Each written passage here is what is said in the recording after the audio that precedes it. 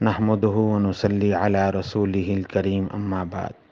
عورت پر فرض حج کی ادائیگی کے لیے بھی محرم مرد یا شوہر کا ہونا شرط ہے۔